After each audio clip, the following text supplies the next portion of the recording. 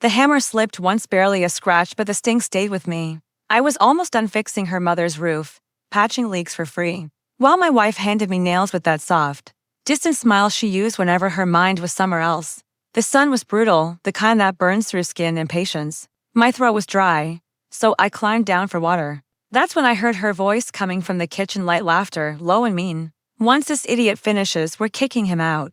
The papers are ready. He'll be homeless. Her mother laughed with her. Then my wife said the words that shattered everything. My boyfriend moves in next week. I froze. Breath caught in my chest. Through the cracked window, I watched her sip her coffee like she hadn't just torn my life apart. I didn't barge in. I didn't yell. I just climbed back up the ladder and finished the roof, each shingle perfectly aligned. Each nail sunk deep. Not for them, but for me. At dinner, I smiled, asked for seconds, told her mother her stew was delicious. She laughed like nothing was wrong. It almost felt normal until 3 days later, when she asked if I'd signed the insurance papers. That's when it all clicked. It wasn't talk. It was a plan. Those papers weren't about the roof, they were about me. My life policy. She needed my signature before the accident. My hand stayed steady. My eyes calm. I signed nothing, but inside everything froze solid.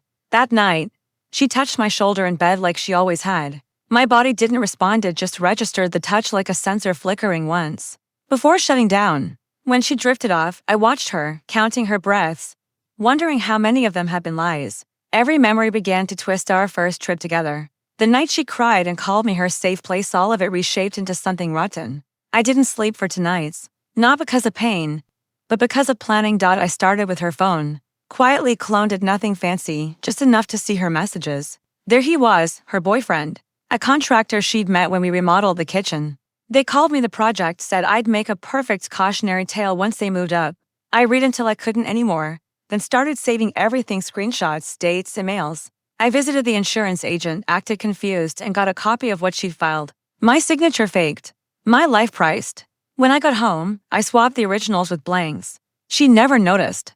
The next day, I fixed her mother's gutters, brought flowers, even thanked them for letting me help. That night, their laughter seemed louder, sharper. I smiled anyway. Every act of kindness became a weapon. Every silence a blade. 2 weeks later, I had everything. Proof of the affair, the insurance fraud, the motive, even a recorded call where she told him he trusts me too much to see it coming. She was wrong. That night, I set the dinner table myself, candles, wine, her favorite playlist humming low. She walked in wearing a dress she hadn't touched in months. Wow, she said. What's the occasion?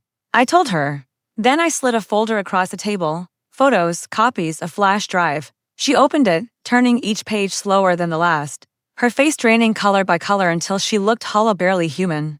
You've been watching me? She whispered. No, I said quietly. I've been listening. She reached for my hand. I didn't move. When she finally spoke again, her voice cracked. Please, I can explain. I stood up. You already did. I didn't yell or threaten. I just handed her an envelope. Inside was a confession, signed, dated, written in her handwriting, copied perfectly. Her affair. Her fraud. Every word. I told her the police would get it if anything ever happened to me. Her lips trembled. You'd ruin me. I smiled once. You already did. Then I told her the roof had a hidden leak, not enough to break it, just enough to rot it from the inside out. She blinked, confused. It's symbolic, I said, and walked out. I left everything behind: house, tools, history. Started over in a small apartment above a garage. No noise, no laughter, just peace. The kind that comes after a quiet storm. Sometimes I wonder if she still looks up at that roof when it rains, if she hears it slow, steady drip behind the walls and thinks of me. I hope she does.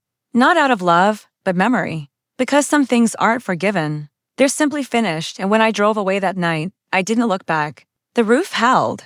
She didn't.